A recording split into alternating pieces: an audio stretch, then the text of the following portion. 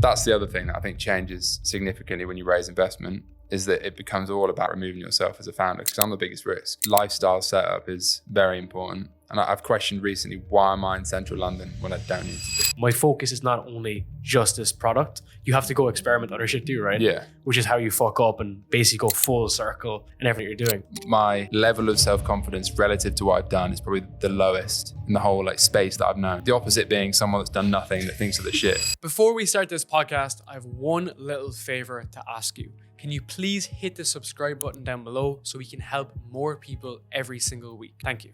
What do you think has been different in that regard? Like if you kind of don't enjoy it as much, or like let's say you're in the humdrum of it, like how does that different for you from traditional?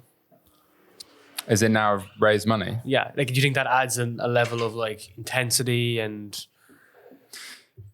Yeah, I feel like my entire entrepreneurial career is just one massive fucking experiment, and I'm probably just one of few people that is willing to put all that bullshit on the internet instead of gloss it up and pretend it's all perfect. As in anyone that watches my YouTube knows, I feel like the tone of my YouTube since I started the whole doc series, after the pod, I've kind of transitioned to that, which is me doing a weekly, you have more to bring back every other week. Man. Yeah, maybe. It's me doing the weekly process of building the brand, and it's quite sentimental, because I look back 2 years ago and I can watch the video and see how much more excited I looked. And now I watch back my own videos sometimes and I get comments saying, "Fuck, you look depressed," and I'm like, "Oh shit." I kind of actually do in some recent episodes.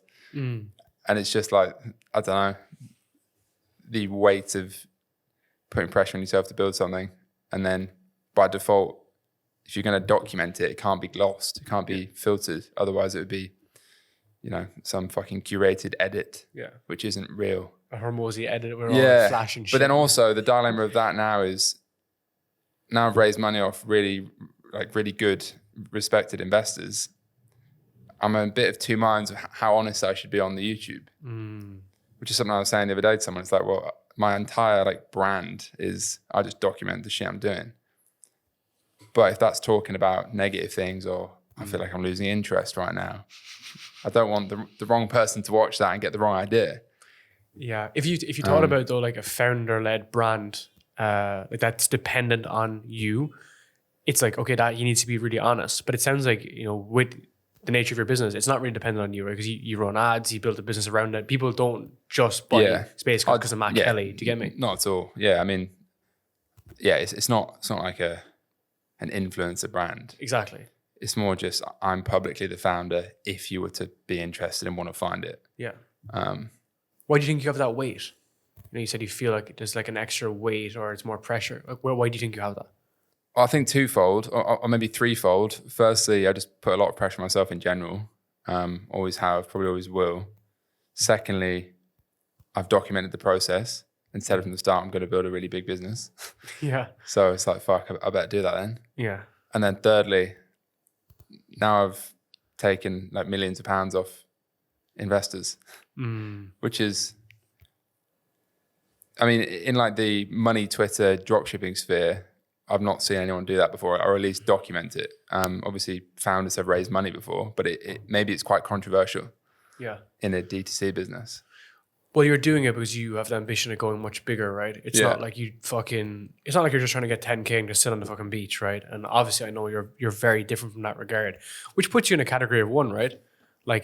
When you say you look at the money Twitter space, how do you think that's going to play out? Do you think we need a massive recession in the fucking online space? Yeah, I do think it's got out of hand, the whole money Twitter space. It's literally just people lying to such a degree that everyone is lying to keep up with the people that are also lying. And it's no one, and all the genuine people aren't generally putting out content, which is kind of the problem. And I'm not saying I'm the most authentic person ever, but there's definitely less people that put authentic content out, especially in the entrepreneurship, specific e-com space, which is where most people in kind of money Twitter, it's e-com agency, whatever. You had a good post on that the other day about the more experience you are, the more time you spend in the arena, the less ego you have. Yeah. I think that's a really interesting observation, because you've been doing this many more years than me, but I've just been in the content space for almost half a decade. And I've seen that as well, being like the guys that have the loudest voice are actually the smallest, right? And I don't know about you, but like with every year, I want to nearly voice my opinions almost like less, because it's like, I know nothing, you know? So it's very interesting to see when people get into the space, especially in Bali, right? Like you've every high ticket fucking closer here who basically like loves to talk big numbers. But what's funny here is it goes back to what you were saying about growing the brand. It's not like you say those things and make more money. You say those things just to impress people who don't care in the beginning, which is just a fucked up status driver a lot of people are falling into. Yeah, I think it, like I kind of mentioned, it's like people get insecure because they see some cap artist sharing screenshots without context or sharing a leased car without context. And then they think to keep up, they have to do the same thing. And there are people doing well, but people that are doing really well don't flex, almost without exceptions, unless they've got something to sell you, like an Andrew Tate type. And there's nothing necessarily wrong with that, but you have to just see it for what it is.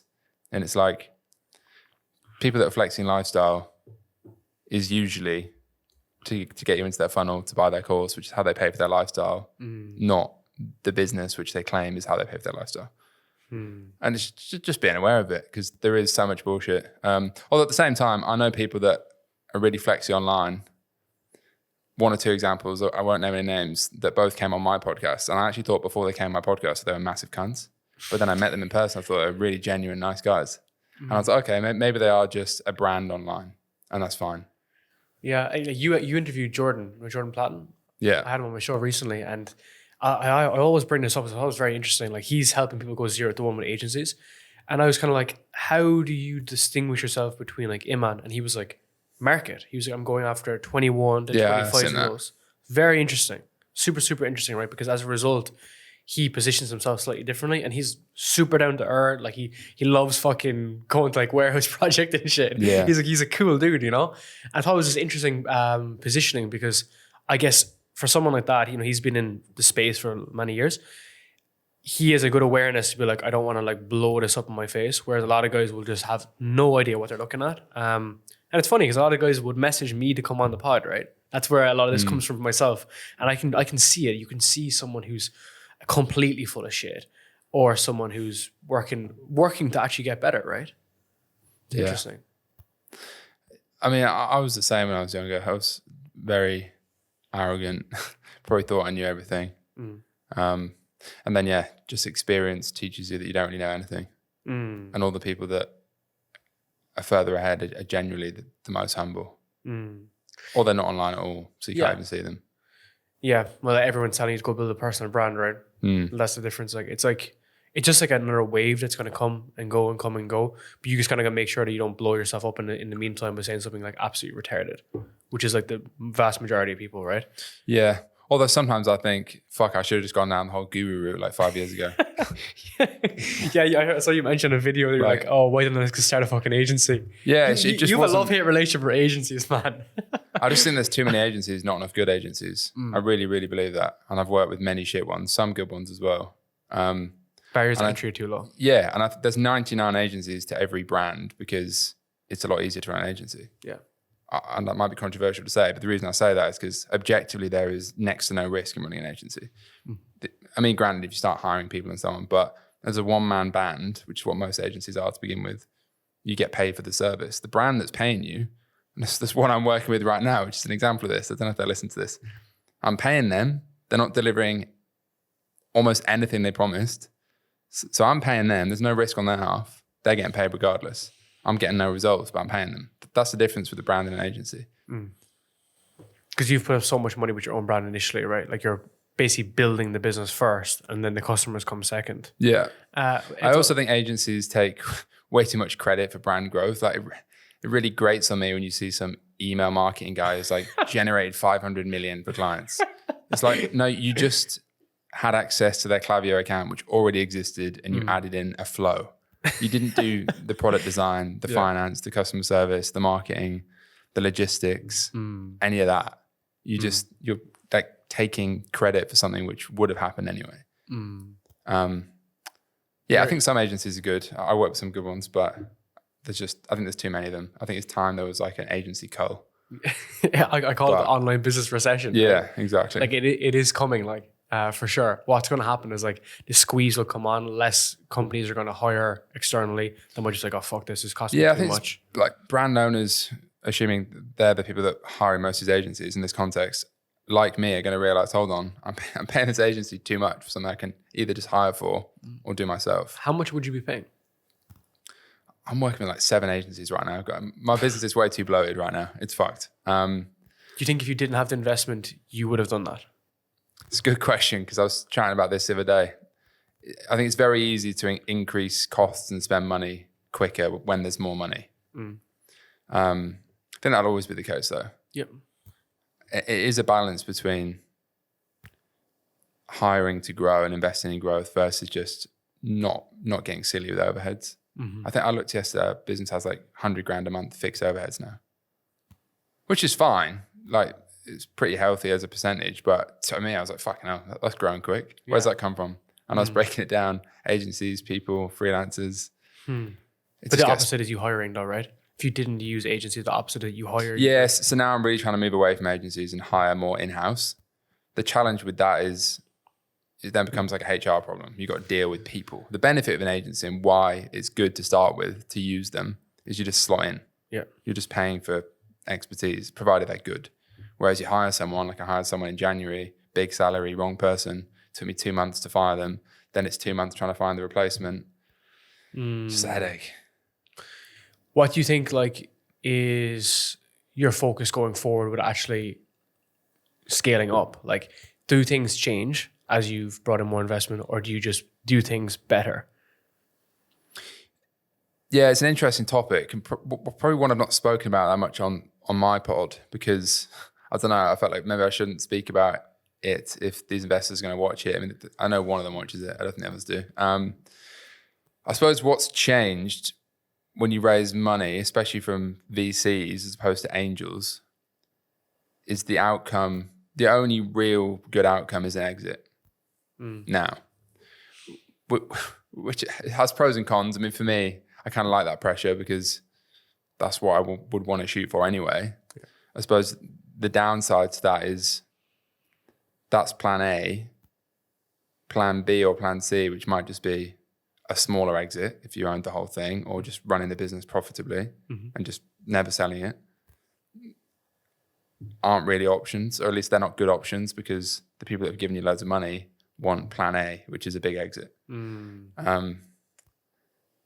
Like, I mean, a big exit in their eyes is like 300 million quid, which, so my lead investor is a fund called 5 Seasons Ventures. It's in the public domain, so it might be quite interesting to some people. So they've invested in brands like Y Food, which sold to Nestle last year for 500 million. Or something like that. Again, you can Google it, it's in the public domain. Button Up Box, big pet food subscription brand in the UK. That sold for hundreds of millions last year as well, subscription business. What they got? Dash Water's another big one in the UK. This, that do that vegan meat brand. They do like This Isn't Chicken, all that shit. I don't know if anyone's seen that. So I guess, yeah, that's like the North Star. That's also what I want. But there is a lot more pressure, I suppose, because yeah, there's no free lunch. Like you take money off people. Yeah. It's to get to that next stage, right? Which is grow the business and eventually get a big outcome. How do you think the past like year and a half since we last met have affected your health? I don't know. I mean, I think running any startup is stressful. I'm definitely not in as good shape as I was. I feel like as the business has got more complicated, I definitely have a habit of slightly sacrificing my health to some extent, whether physically or mentally, or both. Why do you think that happens? I think I don't know if it's the same with everyone, but for me, it's like, if I'm spending 3 hours training every day, like I probably fucking used to, instead of 1, just getting it done, then that's less time I can spend on my laptop. Yeah, I feel that.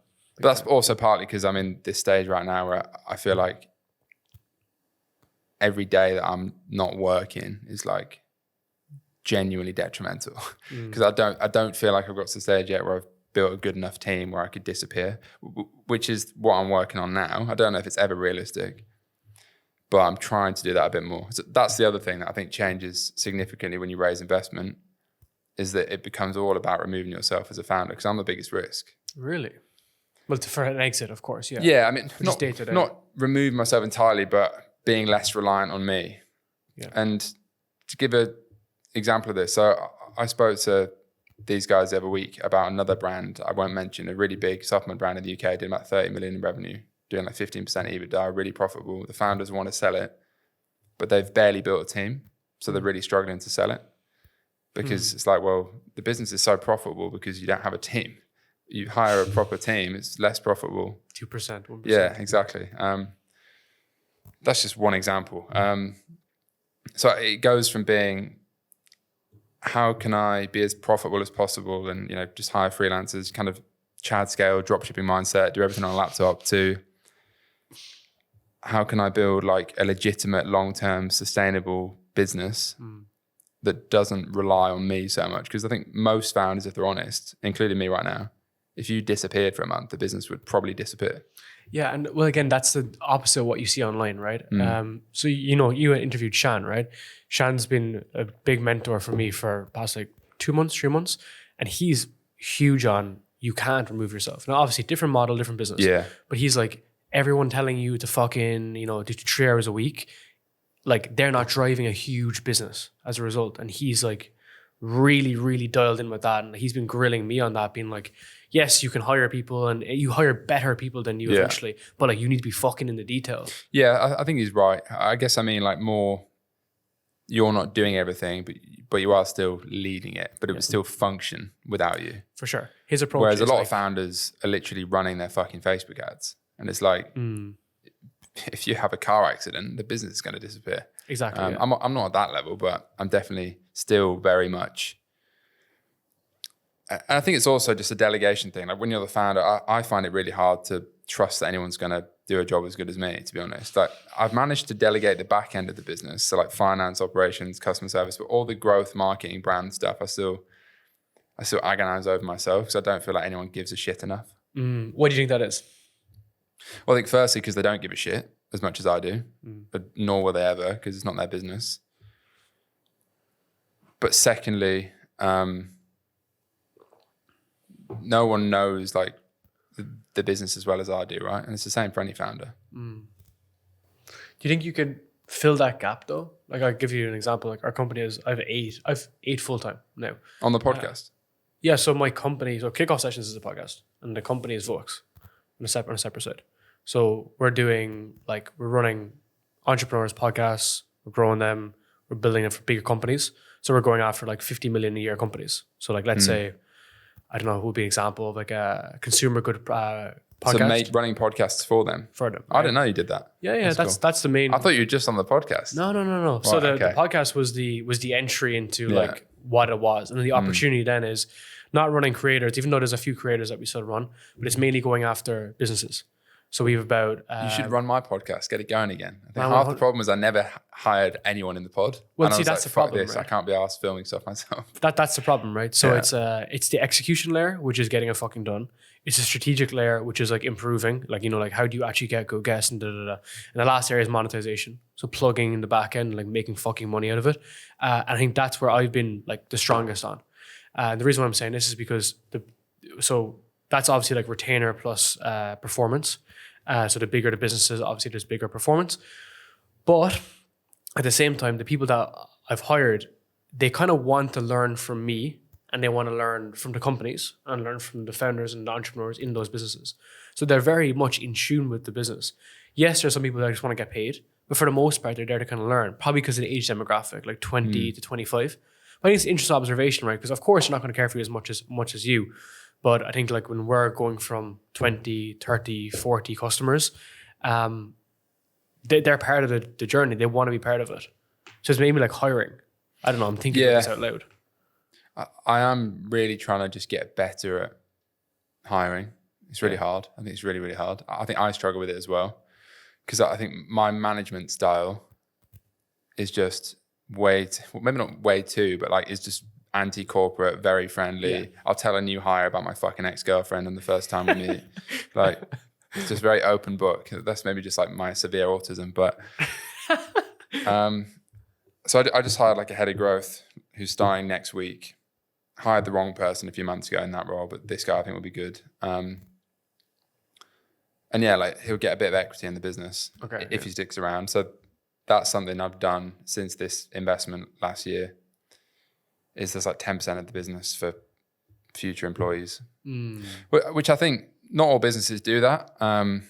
Most venture-backed businesses do that because it's just a way to incentivize people. Do you want to launch a podcast for your business, but you don't know where to start? Remove the stress, pressure, and all the overwhelm that comes with it by working with Podcast University. If you're an ambitious individual who wants to build your influence online, grow your own podcast, and also stand out from the crowd, Podcast University is for you. We help you with the strategy, equipment, the content, your guests, everything you need to create a top-tier podcast. If you want to learn more, check out Podcast University and start your podcast journey today. Yeah, or else like a bonus earnout.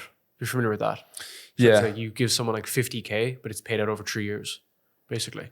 So it's like every December they get hit like 15, 20K basically. So it's incentivized. That's actually how VC companies really stick you in there. Yeah. That's how I got hung up in a lot of companies when I was younger. I still have the equity, but that's actually how they get you to be there 5 years as an engineer or whatever. It's a different way to view it. There's all different these like sneaky strategic ways, right? But fundamentally it's about like how do you get people who give a fuck about the business that will stick around for it. Exactly. What other aspects you think of taking a hit? Like you said about the physical side, the mental side, like what have you I saw you write about breath work. What other things are you kind of using to help you in that journey? I'm doing a breath work tomorrow actually. With who? With some, what's it, Odura? Do you know Odura?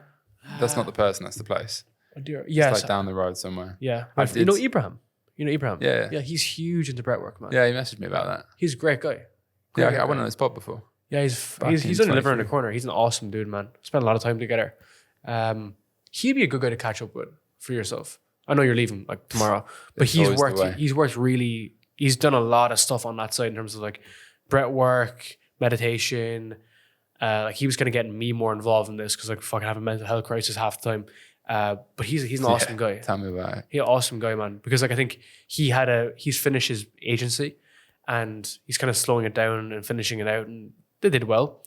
And then he was kind of helping me basically. And then as our company was growing, he kind of saw a lot of problems. He saw the problems in me that he had when he was younger. And that's what put him down the breathwork, meditation side of stuff. And it's been huge. I've done a couple of sessions with him too. Yeah, I definitely need to prioritize that more. I mean, like things like just even getting in the sun for me are massively beneficial, which is why I came to Bali for a month. And I'm sad I'm going back to London in 2 days. But then I'm probably going to leave London. Been there 5 years. I think lifestyle setup is very important.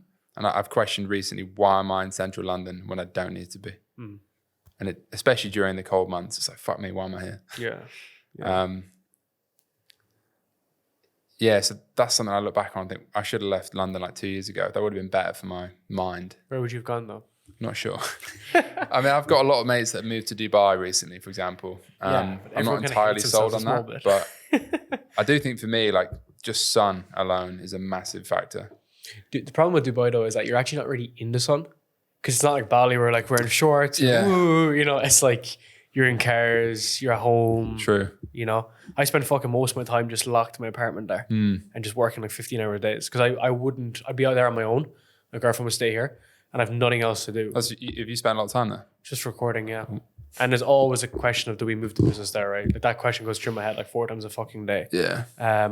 But basically, it's just, I find it not conducive to like actually being like really healthy. Obviously, gyms are good and network is good, but man, there's only so many fucking stakes you can get with people, right? Like you have to stop to do the work. Yeah. Which is why I think another reason why I'm kind of opposed to doing it. Even here, like, I don't. Do you think Bali is distracting? It depends. Like there's a lot of stuff going on, but if you have a good network of people, they kind of understand if you're going to be kind of locked in a while.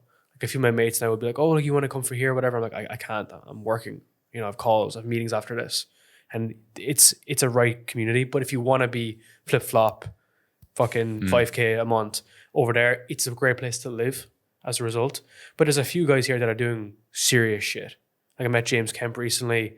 Fucking, he's running he's 2 kids. He's running a huge consulting business, 99% profit, 300K a month. He's in his mid-40s, right? But some guys like that are just fucking killers. It's an interesting point, this, because I know some guys have been on my pod, some that haven't. I won't name their names because they might not want to, but one of them's doing like 5 million a month with his brand, doing like $1 million a month profit. And he doesn't believe in offices, doesn't believe in living in one place, which is funny because this is the benefit of having a YouTube channel, because I looked at my video I made a year ago when I was in Bali. It was maybe a year and a bit. It was April last year. And I vlogged and said, I'm sick of the laptop lifestyle. I want to get back to London, get an office. And then for anyone that watches my YouTube, I got an office in March, went in for literally a week and said, fuck this. I don't want to be in an office. And it's like, it's just funny how, I mean, I'm just very flip-flop with decisions sometimes, which is maybe something I need to work on. And maybe the answer is somewhere in between. It doesn't have to be the cold office in central London or the beach in Bali. It could probably be somewhere in between, whatever that is. I'm trying to work that one out. But it also depends who you speak to, because there's plenty of ways to skin a cat, so to speak.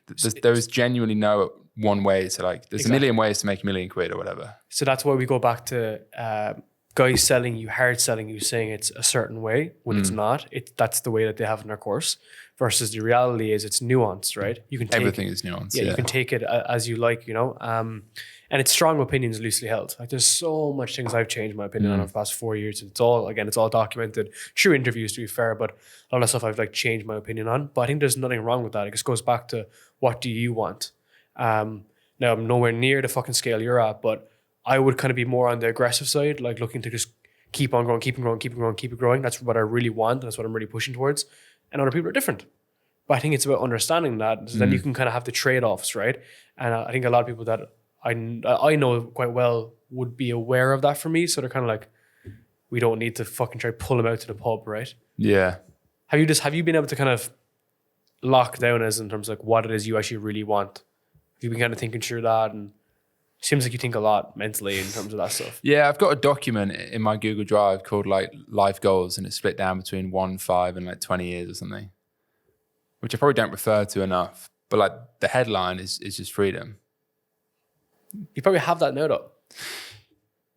Yeah, so this is something I've been thinking about as well before, because I've been guilty in the past few years and I made a video about this 2 months ago in my car, being like, hold on, I just realized I don't have to hate the process to be progressing, which is a wild thing to maybe only just realize.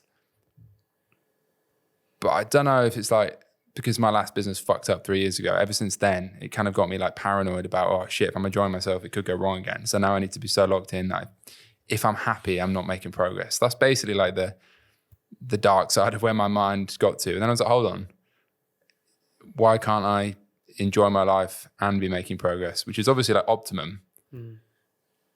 And then it's well, okay, so if I'm locked in and I want to hate my life because that's the only way I think I get to the end goal, which is whatever, build a big business, sell it for loads of money and have freedom. But then it's like you just said, yeah, I already have freedom. I can come to Bali and run the business. What would I be doing different if I had 50 million quid? Probably the same thing. I just have 50 million quid. I'd still be running a brand. I guarantee you won't spend it because you'll have gone through the evolution in your brain. You might, I don't know, get a Ferrari or some shit, but you're not going to spend it aggressively and retardedly. Yeah. So I don't know. It's just the story of the fisherman and the business guy. The fisherman parable, whatever it's called. It's exactly that. Yeah. It's exactly that, right? But again, what is it that you enjoy is building, right? All these founders, they enjoy that building process, the creation process, the building process. It might be 0 to 1, 1 to 10, but that's what you're chasing, right? I honestly want to be doing this and a variation of the business or the business, whatever, till I'm 60, because I enjoy that creation process and building something. And it can be different versions and so on, but that's what you're looking after, right? Yeah, and the other toxic belief I seem to have developed, I don't know if it's from the result of being in London 2 years longer than I should have been, and I don't know, I've just associated that place with grunt work, is thinking that oh, this is all really hard. I'll be happy when I'm retired and then I'll sit on a beach. But then it's like I sit on a beach for one day and I'm fucking bored out of my mind. So it's like, hold on. You're already doing largely what you would do if you had unlimited resources anyway, to some extent. So why not just keep doing it and maybe just optimize the way I'm doing it a little bit more. Maybe if I want to live somewhere that's more sunny, for example, because for me that genuinely is a big factor. Huge, man. Maybe I want to live in a more optimum time zone. I don't know. Maybe I enjoy having more time in the morning. So maybe being ahead of the UK time is better, for example. Yeah, I don't know. I'm trying to figure it out. Yeah, it's a good thing to have, but it's chaos and order. At the end of the day, right? Like our brains like seek the order, but then when it's too orderly, we turn into chaos, we ensue, and chaotic minds will lead to like, bad relationships, bad relationship with money as a result, because things are too orderly, health as well. So it's like we're always trying to optimize for that order, but then we need that element of chaos, right? And I think chaos for a founder is a business. A lot of times, like that's the pursuit of what they're trying to build. This is all subconscious. None of this happens in the front mind, right? But I think that's a funny way to look at it because, especially when I was in Body Factory's changed quite a lot. It's gotten a lot older because there's all the other fucking gyms now with all the OnlyFans chicks. Yeah, I've not been there since last year. I used to go years before. I stopped training there now, to be fair, since I moved out. But wrong gym's better. Yeah, they're nice. Yeah, they're all the fucking same, man. But I remember I've met a few people there that are like late 30s, sold their companies. And a lot of them are like, it's funny, they're always like, yeah, I'm getting my health in order now. It's an interesting thing to say. First thing to say when they say is like, yeah, I'm trying to get my health together. A lot of guys are very ordinary individuals. But I think that's an interesting observation that you neglected that piece in pursuit of this goal. But now the entire goal was to go back to here, which is the health thing, which is just funny, right? Then that's not for everyone. I just think it's an interesting observation, though. See how it pans out. Yeah, I definitely feel, even at the ripe old age of 28 now, which is old. Same age as me? Yeah. 96? 95, end of 95. When's your birthday? October. Nice. Yeah. How about you? Come back to Bali in March. Yeah. Yeah, I definitely feel like health. I already notice more like if I don't train, I feel like shit. And just little things like that. Or if I drink too much, it's like, is it worth it? No. And I always have this idea in the back of my mind, I should become like an athlete first, entrepreneur second, because then the business will feel easy anyway. But then I end up getting into the habit of, like recently I was saying, like I was in like elite shape like a year ago. Now I'm in like okay shape, but I've probably put on a few kilos. Well, I have. And it's because it's been like an afterthought. Like I used to enjoy, well, there's been periods in my life where I used to like be a rower when I was younger. So that was like my life. Then I went through a fat phase. Then I went through like a marathon phase where I got in incredible shape. And then I was like, then the business got too busy or more busy. And I didn't have really a goal with my fitness or health. Yeah, it was just like, fuck it, go to the gym, do a half-assed workout, run for 20 minutes instead of 60 like I used to do. Don't watch my diet as much as I used to. But it's like, yeah, those things gradually. I now realize why when I was 15, telling my dad that he should lose 4 stone, I now understand why it's probably quite hard to lose 4 stone when you're fucking 55 and you work a full-time job, unless you've built those habits earlier. Yeah. It's like, what are you optimizing for? Yeah, exactly. I call that like the infinite game, right? Which is like, that's a problem with events like marathons, bodybuilding shows, is that it comes with a finite end. Yeah. So a lot of guys will fucking go balls to the wall. And that's part of the training too, right? Like I'm training for a marathon right now. And like, there's that periodic training you need to get to. But when you finish, it shouldn't be, oh my God, where's the donut? It should be, okay, how can I recover from here, get back to training again? And that's actually interesting as well to observe for business, right? Because like a finite game of business is exit. I need the fucking exit, which means you're a failure until you're a success. That's exactly how I feel. But that's wrong though. You know what I mean? Yeah. It's a wrong frame. If you flip to being like, I've built this incredible business at 28, we're doing like $1 million a month, whatever the fuck it is at this point. I'm still building. And in comparison to everybody else, not the founders, but in comparison to the fucking general public, we're smashing it, What do you think you think like that from like a failure perspective? I reckon like objectively, my ratio of like self-perception to like actual things I've done, the ups and downs, just general experience is like, I don't know what I'm trying to say. Like my level of self-confidence relative to what I've done is probably the lowest in the whole like space that I've known. The opposite being someone that's done nothing that thinks of the shit. Because I genuinely think I've done nothing, but I've done some stuff. I think it comes from largely having outrageously successful friends. Really? But did you have that always growing up though? Or did No. this develop? Okay. No. Well, I think it comes from that, but also my perception of what was possible in my early 20s skewed so much because I met so many people. Like, I went to Steve Tam's event in 2017, right? I always cite this, like, funny looking back. That was the moment. That was in Singapore. Yeah, it's the first time I met other founders. Have you spoken to them? Never really, no. He's such just a cool just dude, at that man. event, but Such a funny guy. yeah. And I met loads of guys back then, and then my life in my early 20s was, I guess, statistically unusual in the sense that I just started traveling full time, was making good money drop shipping at the time and all this, and met loads of guys that were doing cool shit. So then the threshold to what was normal, and also went through like a cunt phase of having a finance Ferrari when I was 23 and all this sort of shit. So I had all the material things very quickly, in hindsight too quickly, which meant that anything below that was shit. Lived in the penthouse flat in London with 2 mates and all that shit, which isn't as cool as you think it is anyway. But at the time, it's like crack cocaine, like the first few weeks. And then I think Dan Bilzerian talks about it. It's like paraphrasing, the more shit you experience, it like raises the dopamine threshold to the point where anything cool is not cool anymore. And it's a bit dangerous because, and yeah, but what I'm saying is I experienced all that. And then along that process, met some really successful people. Like most of my best mates are objectively more successful than me. But they're not, well, you're not basing them as an individual based on how much they make though. I know that it might be perceived like that, but like that's not the metric that they would view you on.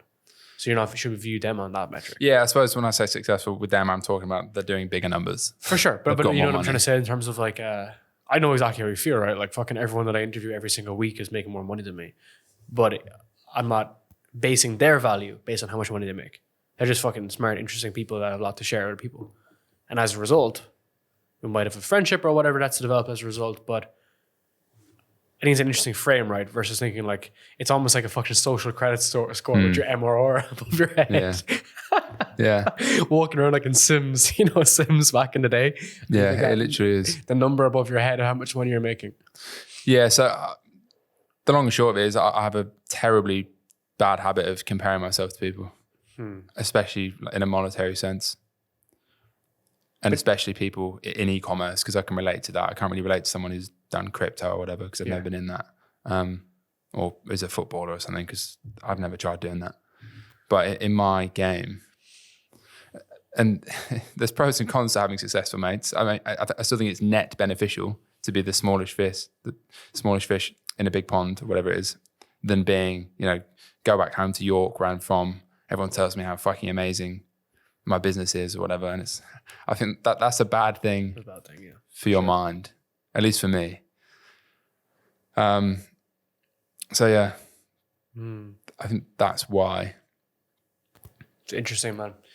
Yeah, but again, I think if you can look at it from a perspective that like you're not actually a failure and what you've done is like incredible, but you're just building up and you're continuously improving and getting better. And it's just that beginner mind. I don't know if you're familiar with Rick Rubin. Like his book, Creative Act, his entire section dedicated to having that beginner mind, which is like, we're always going from zero. Every day is a new day. We're trying to learn more. And he had an interesting conversation with Rory Sutherland about this in terms of like everything you're testing is actually going from zero. That's the whole point of this. And then you have no hard opinions on things. You can adjust, you can get better, you can go into fucking new markets, new territories or whatever as a result. But it allows you to, I don't know, think more like holistically versus just looking at the numbers on the screen. Yeah, I do always feel like a beginner, to be fair, which is probably a good thing. What would you have done differently with the business? Like, do you think you would have gone after like different products or different markets? Like, what's your thinking now looking back in 2 years? With this business? Yeah, there's a lot of valuable learnings from this business. I think the theme would be just focus more. and everyone thinks they're focused, including me. But then it's like stuff creeps up. So like I mentioned before, my overheads have crept up. There's too many fucking agencies. We're doing too many things. We're trying too many channels. I launched on TikTok Shop last week and so I think that was a waste of time. Probably shouldn't have launched into retail so soon. Probably shouldn't have done Amazon. Probably should have just kept with one SKU, which has always been 95% of the revenue anyway. Shouldn't have done the nighttime product. Probably shouldn't have launched the fucking gummy product, which was semi-half-assed, to be honest. So I would probably just do less things relentlessly well instead of a few things quite well. And it does depend on what space you're in. Like if you're in fashion, you're not going to launch a business with one SKU necessarily. And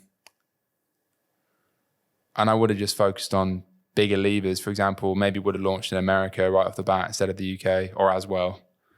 Stuff like that. Yeah, I think you just complicate things gradually. I don't know if it happens to everyone, but it happens to me. Like you start with one thing, like one product on your website. Yeah.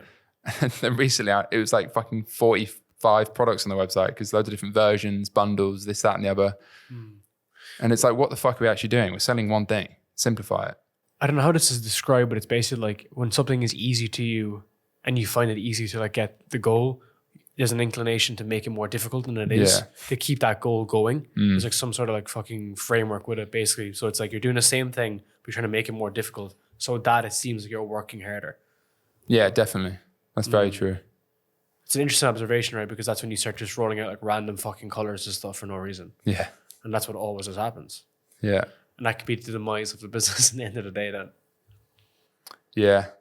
I always beat myself up thinking I shouldn't have done that. But I guess at the same time, you had to go through that arc of doing the stupid shit and complicating stuff to bring it back to baseline and be like, okay, I know objectively that was a bad idea now. Yeah. Rather than saying, I wish I'd never done that. But you can't think like that because at the time you didn't know. And also part of the focus is being able to focus on just a business in general. Like obviously there's different components of it and you launch into new fucking products and stuff, but it doesn't need to be just solely focused on, like my focus is not only just this product. You have to go experiment other shit too, right? Yeah. Which is how you fuck up and basically go full circle in everything that you're doing. But it's usually, and Shan actually, it describes this, it's like going off in intuition to some degree. The stuff that really brought you 0 to 1, to some degree can bring you further on. You think you need to add in the bells and whistles. That was fucking same as me. Like we've a hiring this continuously, but honestly, the same shit that I'm doing in 2022 is what we're doing now in 2024. But after trying loads of different shit. Yeah. Which is like all this automation bollocks and all this kind of stuff. But we're honestly doing the exact same thing 2 years ago as we're doing right now. And it's working. So it's interesting. You don't always need to try recreate everything. Yeah, I think there's a lot to be said for just simplicity. Yeah. And that's mental headspace too. Exactly. Yeah. Just less shit to think about. Yeah. Just go deep instead of wide. Yeah.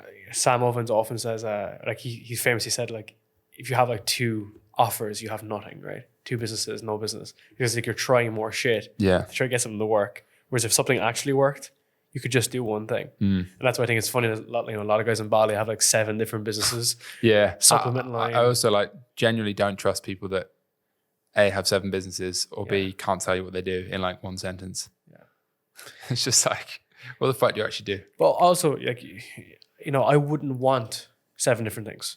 You know, I want to fucking go to the gym, man. I want to go for food. I want to go chill out. I want to chill with my dogs half the time. I don't want 7 different things. Yeah. If one thing can make you, let's say, $1 million or 2 million, why would you want 7 things that do 300K and then end up at the same point? It seems like actually like stupid, basically. Yeah, I mean, like also like almost without exception, all the most successful people we're talking like financially in business have done one business. Yeah. For 10 years. Yeah. Or 20 years. Or however long it takes. And then you might split into like 3 different products like Apple. Yeah. Like Apple literally have like fucking 4 products at this stage. Yeah. Because they don't need anything else. Yeah.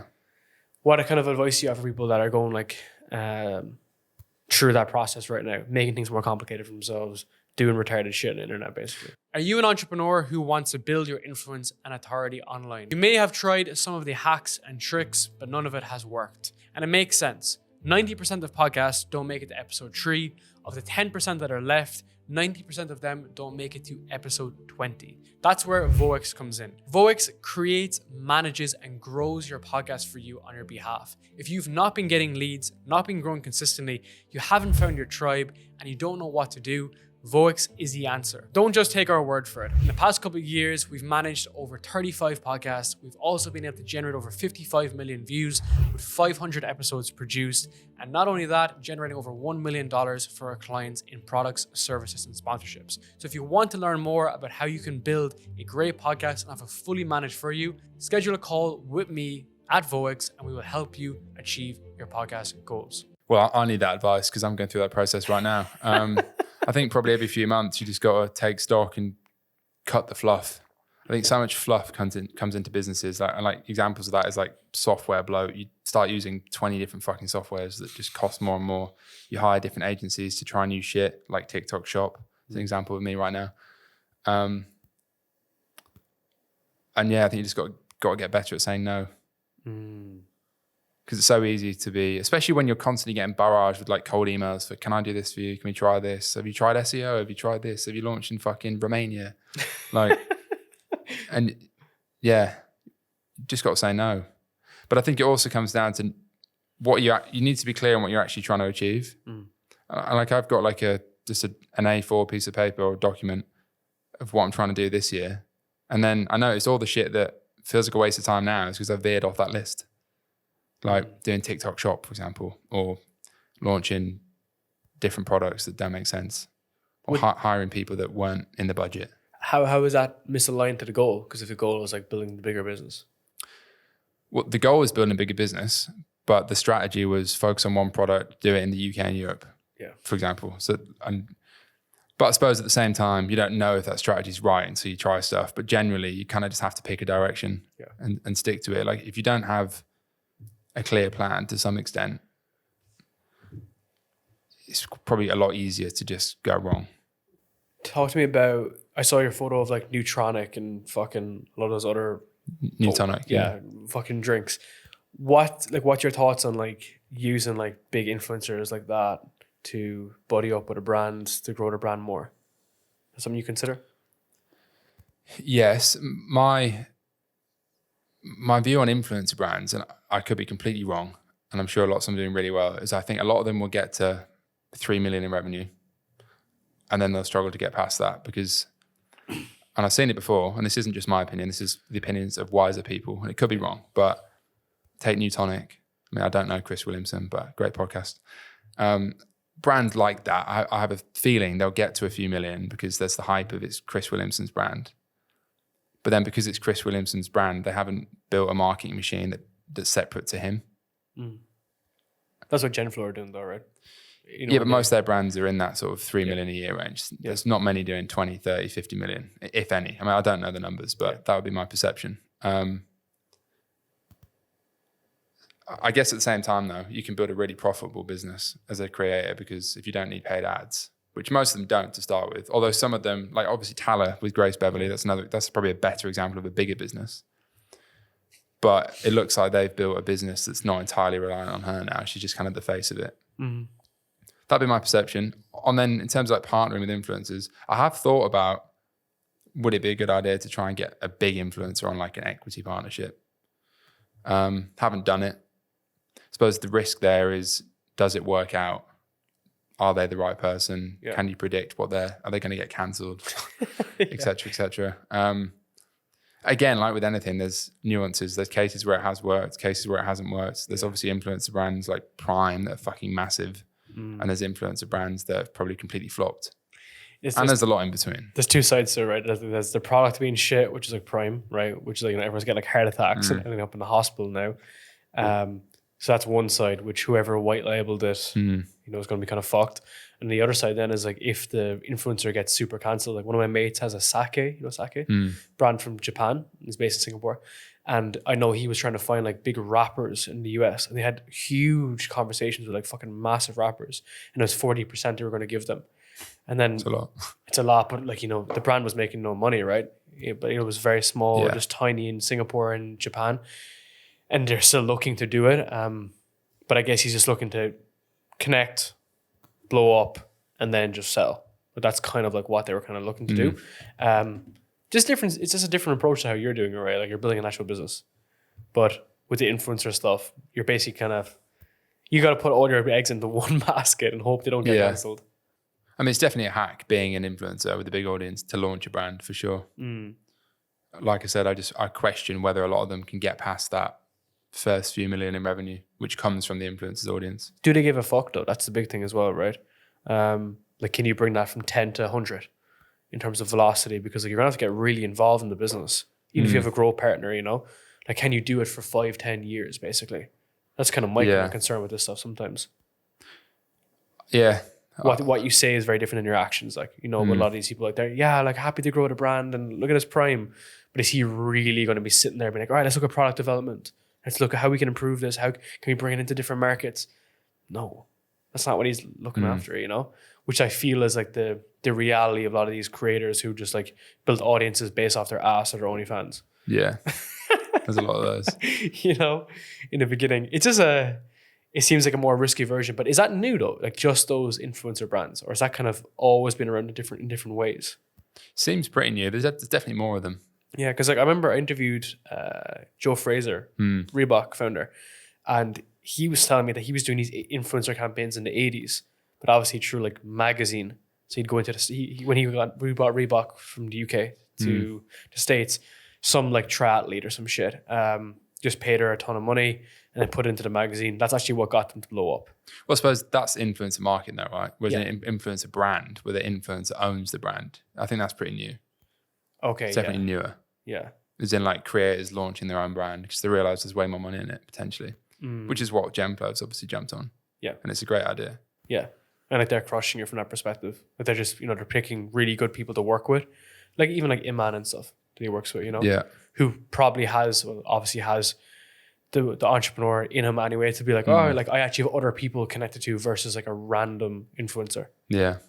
What do you think about your space? I see people ripping off your products. Man, that's happened to me. I wanted to bring that up. I mean, there's always going to be competition.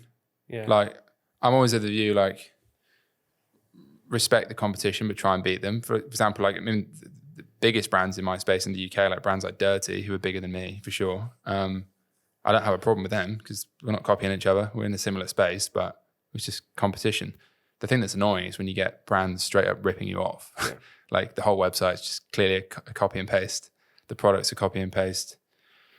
Is there anything to do to protect that? I mean, I've just got a Google sheet of every brand that seems to be ripping me off, but I've never really done anything about it, to be honest. Yeah. I do think generally if a brand is fully copying something that's already a step behind, they won't be as well funded. They won't have, you know, the founders clearly not got many good ideas. It is annoying, like, but I do think I try not to obsess about competition. Sometimes hard because you see their ads all the time. It's like, what are they doing? Again, it comes down to focus. Just focus on making your product better. It leaves a really bad feeling though, right? When someone like, I think what's interesting is like, if you see someone rip someone's content off, you're like, whatever. Like, they took their hook, or like, who gives a fuck?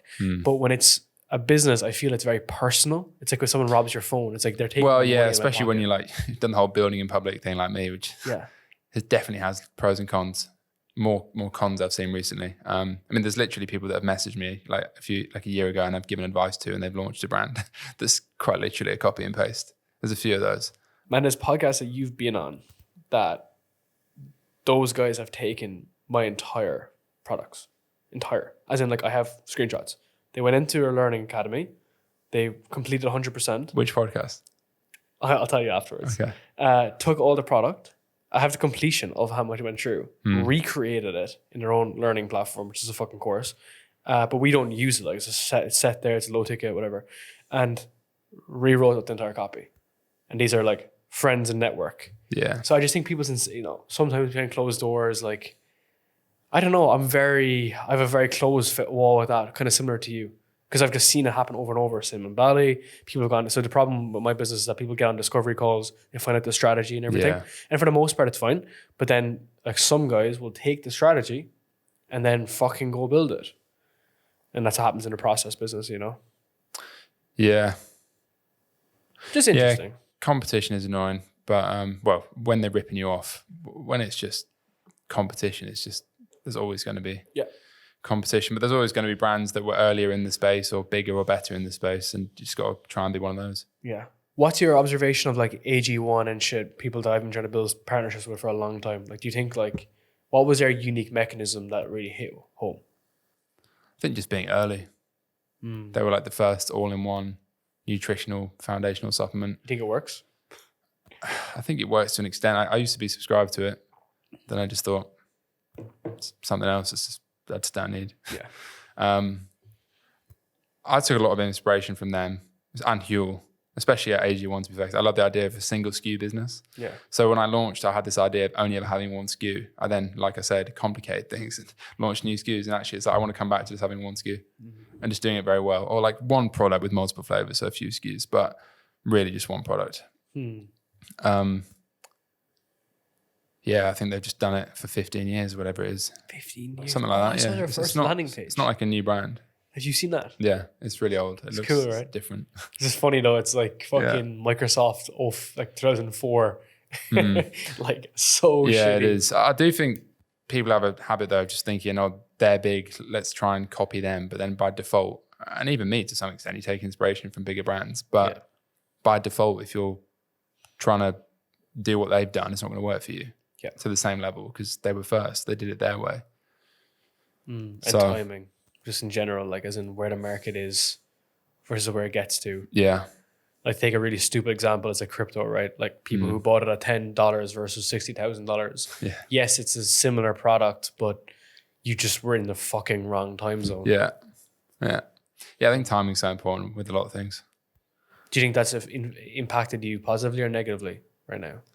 I think I was quite early in the space. I think generally it's been good timing. Yeah. But there are brands in America that were in it 5 years ago.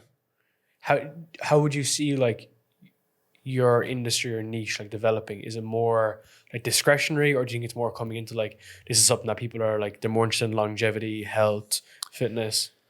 Yeah, I think like wellness on the whole has clearly had a boom like the past 2-3 years since COVID. Yeah. Like, and I'm in the wellness category fundamentally. I think mushrooms, I think it's at risk of being a bit of a fucking hype fad buzz, which is why I'm trying to build the brand not to be a mushroom brand. I'm trying to build it more as a coffee upgrade, functional beverage brand. What about like longevity? Could you like spin it in that regard? What's a mud water do, right? Or some shit? I don't know. I tend not to with the current products. I really view it as a coffee upgrade. Like that's fundamentally like our strongest marketing angle.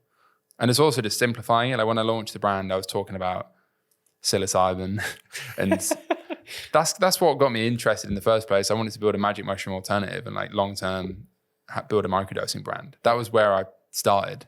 It's not really that anymore because A, it's illegal, B, investors don't like it, C, it's illegal. So now it's really, I'm kind of just positioning it as a coffee upgrade because even mushrooms themselves, I think even just talking about mushrooms is still pretty new, pretty alienating to a lot of people. Yeah.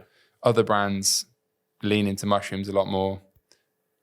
Whereas me, it's like, yes, it's a mushroom-based product, but we don't really talk about mushrooms that much. It's more about focus, energy, calm, flow state, kind of the outcome rather than the ingredients. It just so happens to be mushrooms plus other stuff. But I'm still figuring that out, to be honest, because I just made this pink product in my kitchen 2 years ago. And now we sell lots of it. And it's like, I don't really know how to position it. Having a bit of a brand identity crisis. Like, is it too pink? Is it too polarizing? Do I need to soften it to go more mass market? Probably to some extent. I want to get your thoughts on this. So like, you know, the supplement space is like fucking booming. And the reason why is because it's like, you know, it's influencer brand, crazy high margins, all this kind of shit, right? Like you see like every, you know, longevity guy or carnivore guy will come out with his health supplement. Biohackers and shit. Yeah, because it's obviously just like ridiculous high margin, right? They make it for like a fucking cent or whatever. And it's easy to sell.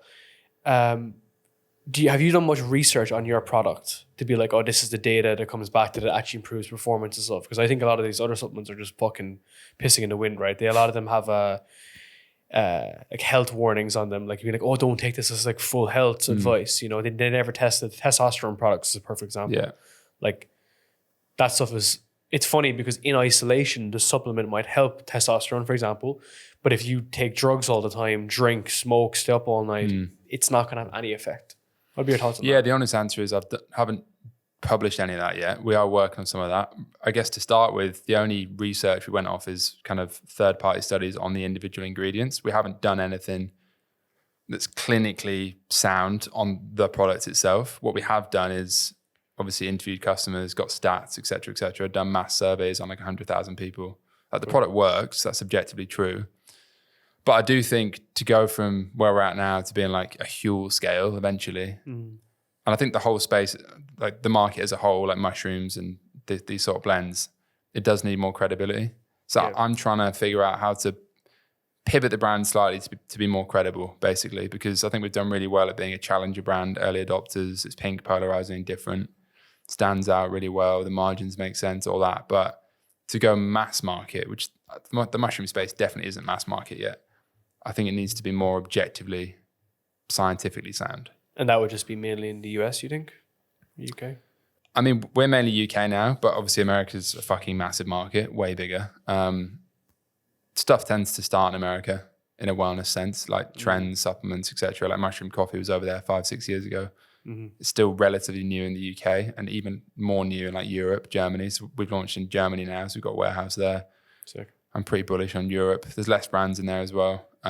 Tends to be America, UK, Europe in terms of like supplement trends. It's also purchasing power too, right? Like Americans drop cash. They've just got a lot more money. Yeah. Like even GDP per capita is way higher, income's higher. And it's just better buyers and stuff. I think American mindset, even though some of it's kind of cringy and stuff at times, but they're interested in advancement, no matter what it is, like tech, software, healthcare. They're looking to just like do shit, like, 10x Health.